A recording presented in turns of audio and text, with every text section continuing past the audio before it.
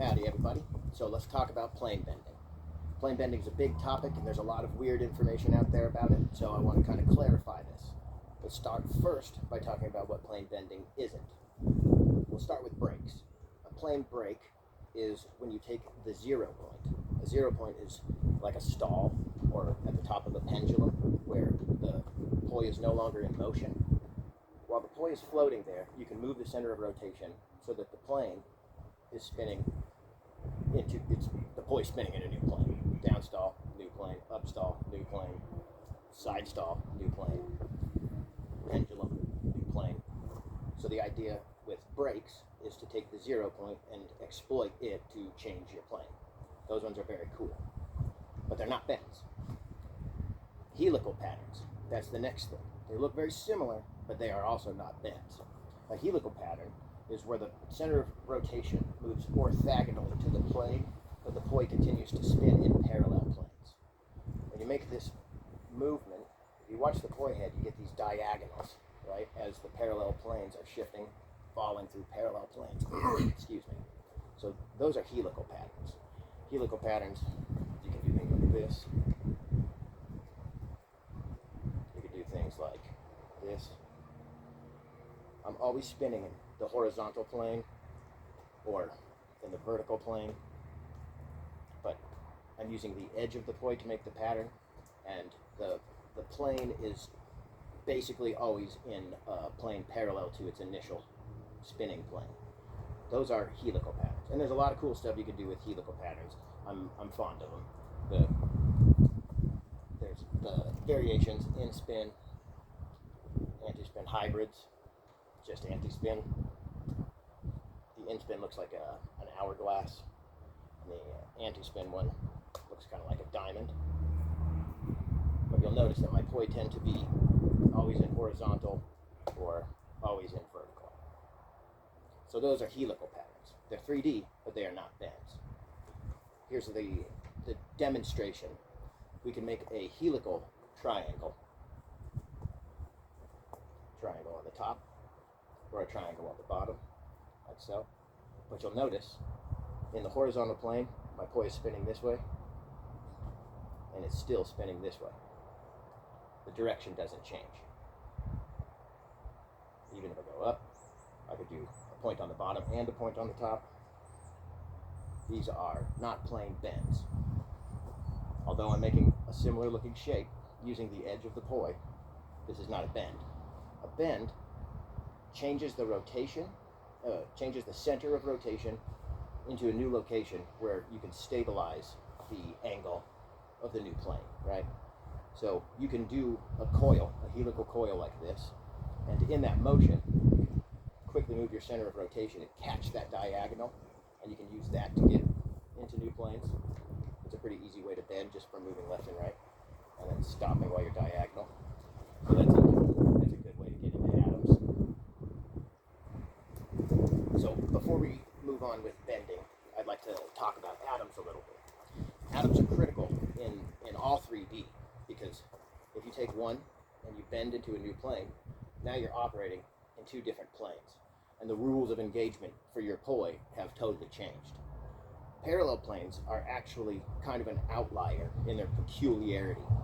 There's only 2, right? There's only the same direction, keep rotating it, opposite direction, keep rotating it, same direction, or you can rotate along a different axis. Oops, sorry. Like, whoa, to opposite, back to same, back to opposite. But there's only 2. You can orient yourself differently so that you have, let's say, it's spinning to my left, now it's spinning to my right. The poi's pattern didn't change, my orientation to the poi did. We can also change the orientation of the poi by moving the plane. You know, I have opposite directions. They operate the same in parallel. They're just, now it's like you're looking up to see the patterns, right? So parallel planes kind of always function like parallel planes, even diagonally. The way they interact with our body is slightly different, but ultimately you're still spinning in parallel planes. Then there's a million variables. So parallel, slightly off parallel. This isn't atomic, but it's definitely 3D. It's not atomic because the poi aren't perpendicular to each other. They're just not sharing the same plane. If we tip this up, if I look at the top, it seems to be going essentially forward split. But if I take this same idea and I rotate it, now I'm going same opposite. It gets a little weird. Just by changing the way the poi is oriented to me, I begin to experience the way the poi are interacting slightly differently. Because of that, timing and direction become a little ambiguous. So we have to kind of abandon those ideas. We'll keep them in mind, but we won't rely on them like we did with parallel planes. There's a new metric we need to take into account with atoms. So if the green and the purple are each an individual orbit, I've put this orange one right here to represent their shared axis. There's only one shared axis in an atom. And you can kind of see it, I hope.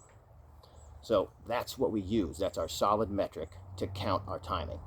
So if both poi pass the axis at the same time on the same side, that's same time. If one poi is on one end, the other poi is on the other of their individual orbits passing the shared axis, that would be split time. If one is passing the axis while one is a quarter of the way through its orbit, quarter time. So we can use that to kind of determine our timing of the poi relative to each other, right? There's a lot of relativity that we're going to have to get used to in this. Direction is relative to the performer and the audience. Timing is relative to some metric, and we're choosing our shared axis for that.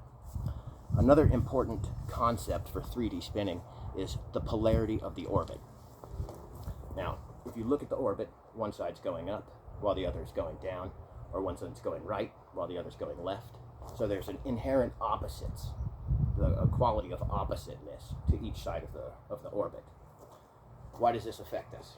So let's say we're taking one more thing I want to throw out there. When I talk about in-spin, anti-spin, extension, I'm talking about the center of rotation. So if the center of rotation is static, we have a static spin. If the center of rotation is making a circle opposite of the poi's orbit, I'm moving anti the spin, or anti-spin. And if I make a circle in the same direction as the poi's orbit, I'm spinning in spin. So that's where those basic naming conventions come from. We also have the idea of extending, so just extending out the circle, and extending in a line, moving the center of rotation in a line, extending the orbit one way or the other through a linear motion at the center of rotation. So a linear extension is moving the center of rotation in a line, essentially. That's how I'm defining it for the purposes of this video. So now, how does polarity play into this? If we have our poi spinning, and I'm going to move my line this direction, while the poi is on the top half of the orbit, polarity is positive to the motion of my center of rotation. If the poi is on the opposite side, on the downward section, or the backward section of the orbit, the poi is now spinning anti to the extension. So we get two different effects. The positive polarity plus the extension equals a linear extension.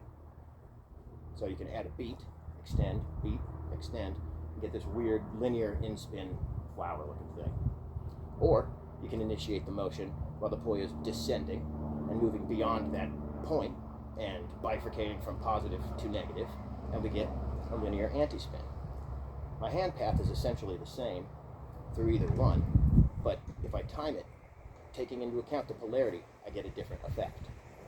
So that's a very important thing to understand, the polarity idea. It affects our linear extensions. It also affects how atoms interact. So an atomic orientation is critical for bends, because if you bend one poi, you're in a new orientation.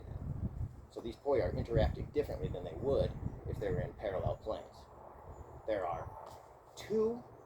There's actually only one atom, but because of the physical limitations of our body, we experience it like two different ones. It's a little confusing. I'll go through it quickly. If both poi are positive on the top, positive polarity spinning towards you, and they're oriented such that they make a V, I call this valley mode. We rotate this 90 degrees. Now, the polarities that mesh are on the sides. Let me go back to this one. So if the positive is on top, I can put the nexus, this is an important term, the nexus is the crossing points of the tethers. We imagine a quadrant drawn in the plane of each poi. Where the tethers cross will be in one of those 4 quadrants. If the tethers are crossing, where both polarities are positive, they will mesh. You will get an effective atom. Or where both polarities are negative, they will mesh and you will get an effective atom. So they're both moving towards me on the bottom. I can create a nexus under my hands and the poi will mesh. They're both moving away from me on the top. I can create a nexus above my hands and the poi will mesh. If I try to create a nexus on either of the sides where the polarity is mixed, I'll get a tangle. Tangle's not a mistake. You just have to use it appropriately so it comes out the other side. Those tangles also shift the orientation of your poi. So all of these demonstrations have been valley mode. You can see they make a V. I can also turn this upside down. Both poi on the top are moving towards me. Both poi on the bottom are moving towards you. Nexus on top, nexus on the bottom. If I rotate this shape a little bit, I get our kind of iconic crosshair atom. But all of the meshing operates the same. Now I've rotated it 90 degrees. So if I tip my head, if I just bend at the waist, this atom, 90 degrees, this, I end up with this atom. While the timing is exactly the same, passing the shared axis at the same time, visually it almost looks like same time, opposite direction, right? So we have to pay attention to A, where our meshing and clashing polarities are, and B, how we're orienting the atom. Is the positive polarity up on the side? Is it down at the bottom? And then just to take it a little bit further, we can also think of the atom, how it's oriented in space. So we've got the crosshair, we've got this is the tilted atom. I've always called it because Arashi, he's the man when it comes to this stuff, and that's what he called it. And then you can also vertical versus vertical. So now my shared axis is pointing up and down. And you can make your shared axis diagonal, where one's in the wall plane and the other is in a diagonal plane. So you'd have to be looking at it from above and down to get the perpendicular look, but technically it's still atomic. And it seems bizarre, but you can do box mode plane breaks and land yourself into one of those atomics. So it's still a good thing to be aware of and drill. The reason these atoms are so important for bending patterns is because in most bend patterns, there's several steps, and your poi will change their orientation to each other several times through a bend pattern. For example, just this.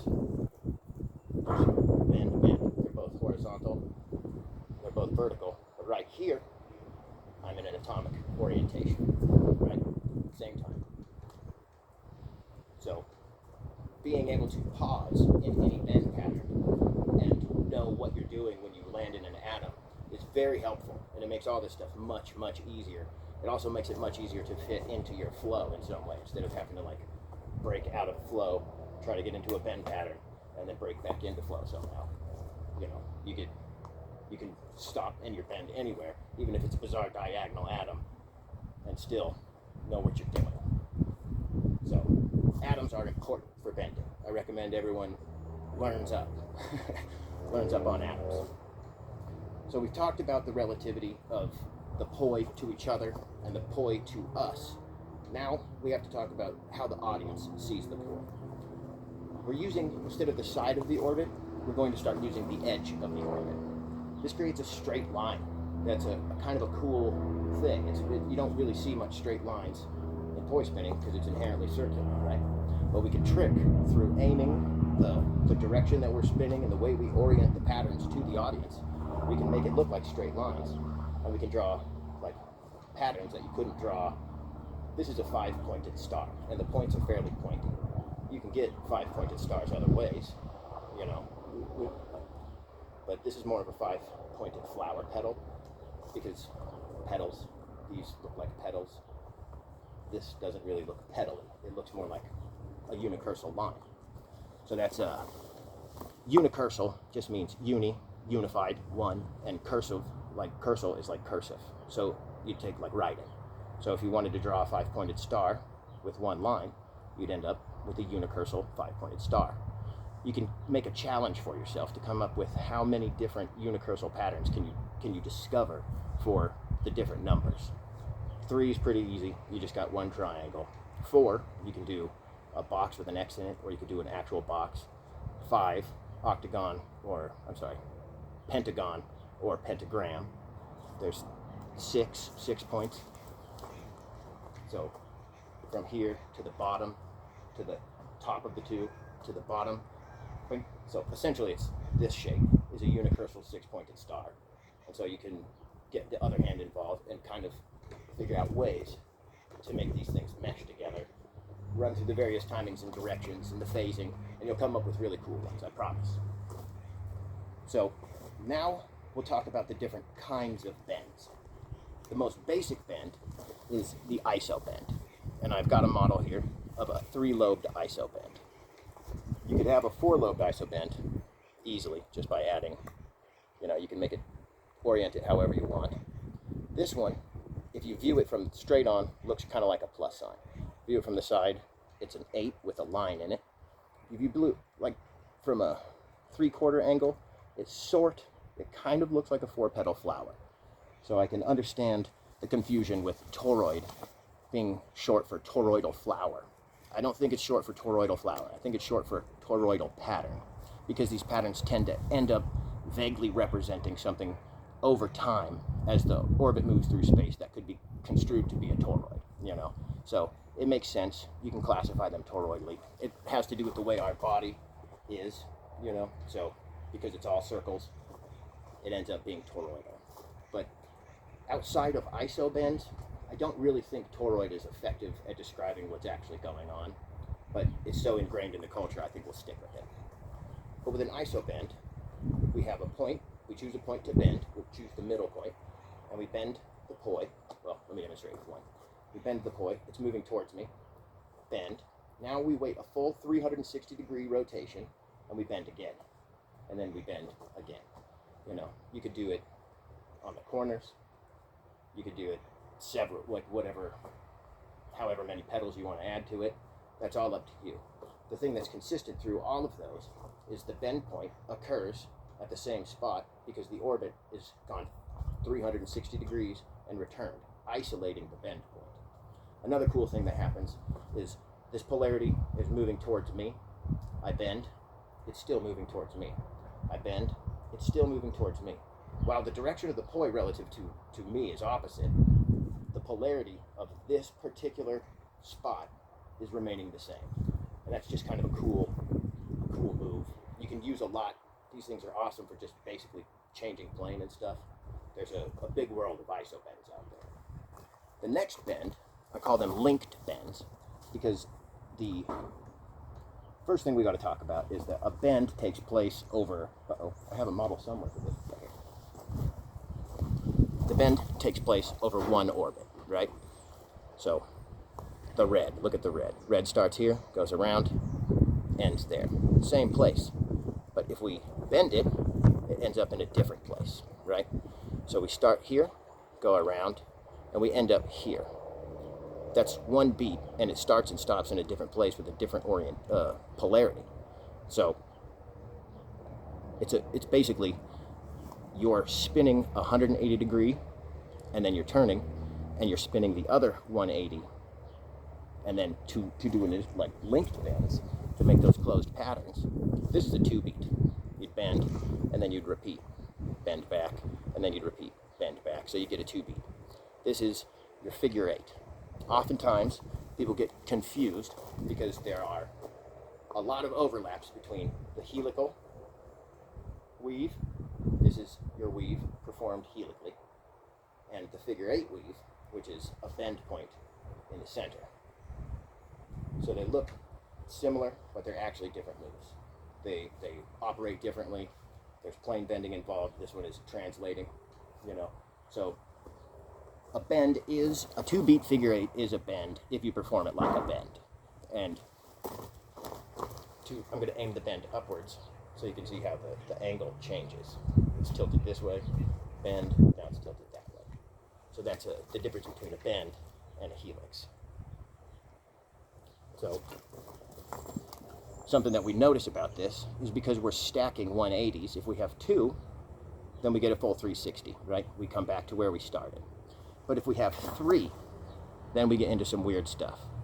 So I left this one crooked up to show that we're going in that direction, right? We'll start the pattern. Where's it start? Right here.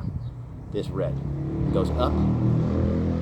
It bends at this point, comes across, does this half 180. So now we're at 360. Bend here, and now we bend again, 180. Boom. We return to our starting point, but we're still, it's not 360 yet. So we have to run the pattern again. Boom, another 180. Boom, another 180. Boom, and then we're back to where we started in the same direction. Do you understand? That's like, it's a little bit weird, but because we're switching the side of the orbit that we're bending on, the polarity will change. So I'll show you that example again with the 3. I'm spinning, I've bent, I'm going to bend on that, and I bend again, now it's in reverse.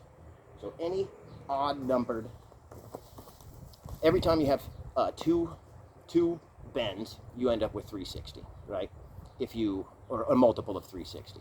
If you have an odd number of bends, you end up with a multiple of 180. 180 inverts the polarity. So that's why it feels like the direction changes after an odd number of bends. Another kind of crazy thing with both linked bends and iso bends is that because we're going 180 or 360, the shared axis never changes, right? So you can count all of your timing and direction even after doing all the different designs and maintain it because your shared axis is similar. There's a type of bend that some people call pro bends, and they are ridiculously complicated and not particularly aesthetic, but still very interesting. This is one lobe of a pro bend. So you could close the loop and have a 1 lobe pro bend. It's a 4 bend pattern. Or to make a flower, instead of bending from here back to where you started, you would bend up here, and then you'd repeat all the way around. So we're just going to look at 1 lobe because it's much easier to understand that way. Now, if we just imagine the lobe, the pattern here, just this is the yellow in the model I'm about to show you, then we also have 2 different colors, the red and the green. The red, so now another thing to observe about this is that the bend is taking place 90 degrees away from where it was initiated, but there are 2 ways to get that 90 degrees, right? You don't have to just go straight to the 90 degrees. If you go straight to 90, you end up with a pattern where the because with these you move through the vertical, the shared axis shifts a lot. It goes from, well, I'll show you. So a pro bend. Forward, this, back to where I started. Or instead of bending off the front like that, I can bend off the back. And now my bend point is 90 degrees. So check it out. This is the in-spin version of a pro bend. And this is the anti-spin version of a pro bend. My direction never changes because I'm doing an even number of bends. But one of them looks in spin. So if I was to continue this pattern up, I would have this in-spin pedal right here, and then an in-spin pedal right there, back to horizontal, in-spin pedal on this side, and then back to where I started, right? So you end up with this overall while in wall plane, in-spin, whoa. And then you can also do it starting from the opposite side, anti-spin, through the wall plane. That one's tough. I'll give myself a grace beat. But this is an anti-spin pro bend. So things are getting weird now, right? The pro bend, first bend, we have a vertical shared axis. Second bend, we have a horizontal shared axis. Third bend, back to vertical shared axis. Fourth bend, we're in parallel planes. Again, so fourth bend, in spin on the wall, vertical, horizontal, vertical, shared parallel planes. The same thing happens when you go the anti-spin, right? It's horizontal, vertical, shared, vertical, horizontal, shared, back to the parallel. So there's a lot of weird shifting of the shared axis and everything. So for my mind, it's just easier to think of a wall plane anti-spin, but I'm throwing in some bends. So I just call that a wall plane hybrid, you know, or an in-spin wall plane hybrid, because I'm moving my hand in the direction of the poi through the pattern, or anti-spin. The poi is spinning in the opposite direction of the pattern. So this brings me to the naming convention issue. Anti-bend. There is no inherent antiness about bending. Bends are just bends. They operate the same. You can orient them to yourself differently. You can orient them to the audience differently. But it's always the same thing. The bend itself, nothing changes about that. So I think it's kind of confusing to call a pattern an anti-bend pattern. I've been spinning 3D. I've been obsessed with 3D for well over a decade. And I've taught lots and lots of people to spin 3D. One of the most common complaints, one of the most common points of confusion is anti-bend versus pro-bend. Anti-bend is just a name applied to bends that happen 180 degrees from the initiating point, right? If it was for antipode, if you have an orbit and you start here, your antipode is the opposite side. So if anti-bend meant antipode, that would at least make sense, but it doesn't. It has to do with the misperceived rotation of the plane, which is ridiculous. But then another thing is there's all sorts of things that could actually use the name anti-bend, like the pro-bend, as it's named now, has an anti-spin corollary, which should be called anti-bend, right? If the one's called pro, the corollary should be called anti-bend. But anti-bend's used arbitrarily for something else. So what I suggest is ISO bend sounds fine. Isolated bend point after 360, it makes sense. I love ISO bend. Linked bends is what I call the bends that happen at 180 degrees. Wall plane hybrid bends are pro bend and the anti-pro bend, whatever that one's called. It's just an anti-spin wall plane hybrid bend. And I don't actually use those much because they're so awkward and there's really not much payoff visually. There's kind of a cool staggered look from the side, but it, even at the cleanest, looks like chaos. So I hope I cleared up some of the logical leaps that are made to justify calling linked bends anti-bends. I prefer unicursal pattern to toroidal. While they do represent some bizarre toroids, it's not intuitive to see a 5-pointed star and say, that looks like a donut, you know. Like, does that look like a donut? Not really, you know. But if anything, this is toroidal. So I know I covered a lot, and hopefully I made things easier to understand rather than more confusing. If you have any questions about any of this shit, I am happy to fill you in with what I think is going on and try to help any way I can to help you guys kind of fully understand this shit. There's only 2 parallel planes, the same direction and opposite direction. You can orient them all over the place, but there are so many variations of the atom and so many variations of things that happen in between that follow the rules of the atom that I think we're shortchanging ourselves if we don't explore all of the potential that 3D spinning has to offer. So I hope this has encouraged you specifically to go and spin the shit out of some 3D patterns. Have fun.